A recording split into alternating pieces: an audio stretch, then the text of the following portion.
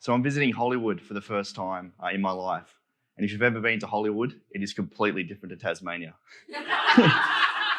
The buildings are different, the food's different, the culture's different. It is a lot different to Tassie, as I mentioned. And as I'm walking down the boulevard of Hollywood, it's a fine summer's afternoon, looking at the stars on the ground, I'm approached by a man in a grey suit. And the man in the grey suit was offering me a free personality test. Like, I've always wanted to know more about myself. Why not? I'm in Hollywood, let's do it. So I followed him inside into what seemed like a huge mansion. And inside, there was more people in grey suits. Anyway, as I'm following him down, he leads me to a classroom setting where he offers me to do the personality test. Well, 2 hours later, I'd finally finished his personality test and I was waiting for my results. And so I'm sitting there, I'm feeling completely overwhelmed. I don't know where I am, I'm in a new place, and I still don't know why there's so many people in grey suits. So the results come back and he walks me into a dark back room. It was like an alleyway. He sits me down and walks me through my test results. And he was showing me everything that was wrong with me. But it's okay, because he had a solution to all my problems at a cost, of course. And this, like many people when they first get into cryptocurrency, is that feeling of being overwhelmed, selling solutions to problems you don't have at a cost.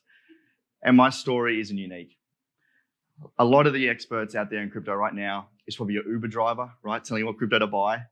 And we've all got that mate, right, that messages us about that cryptocurrency we should buy, but we never listen to him. Or the YouTuber or TikTok influencer. Although these people might be passionate, they're not necessarily experts. So today I'm going to try and do my best to teach you about the world of cryptocurrency and why you should care about it. Because I believe right now is the time to understand.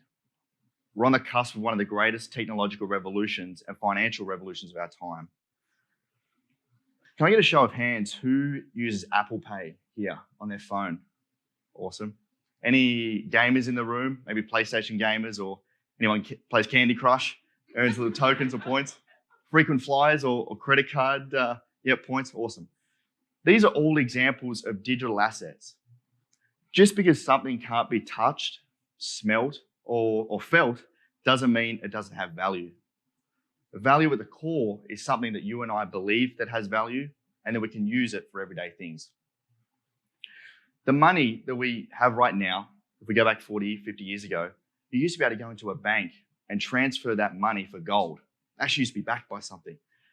Nowadays, we went off that system and the money we have in our pocket isn't really backed by too much. Predominantly, it's backed by trust. Now, a lot of these digital assets, as we just mentioned, are what we call centralized digital assets.